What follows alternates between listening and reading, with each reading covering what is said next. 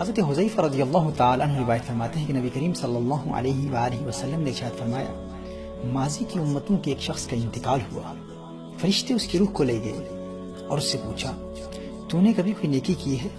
عملت من الخیر شیئا؟ قال لا، اس نے کہا نہیں۔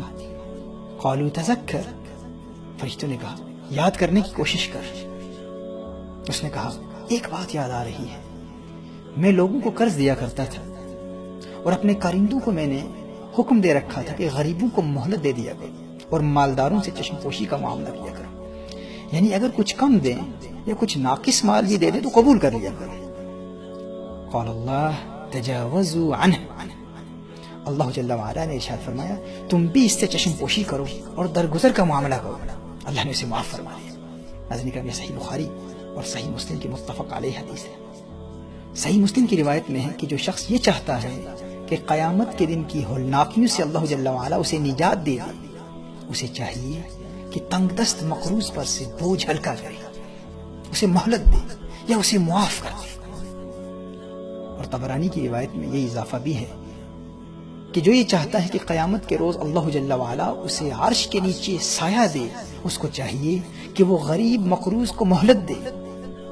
حضرت بریدہ رضی اللہ تعالیٰ عنہ روایت فرماتے ہیں کہ نبی کریم صلی اللہ علیہ وآلہ وسلم نے ارشاد فرمایا کہ جو کسی غریب مقروض کو مہلت دے فَلَهُ كُلَّ يَوْمٍ مِثْلَهُ صَدَقَةٌ، اس کو ہر دن اس قرض کی مقدار کے برابر صدقہ کا ثواب اللہ تعالیٰ فرماتا ہے۔ یعنی اگر آپ نے کسی کو 10 دن کے لیے قرض کی صورت میں 1000 پاؤنڈز دیے، اب آپ نے 11ویں دن مہلت دے دی تو آپ کو 1000 پاؤنڈز صدقہ دینے کا ثواب اللہ جل وعلا عطا فرما دے گا۔ اور اگر آپ نے کسی کو 10 دن کی مہلت دے دی تو اللہ جل وعلا آپ کو 10,000 پاؤنڈ صدقہ کا ثواب عطا فرمائے گا۔ محترم ناظرین، اگر کوئی آپ کا مقروض ہے، ہو سکے تو اسے معاف کر دیجیے، ورنہ مہربانی کیجیے، نرمی کیجیے، مہلت دیجیے۔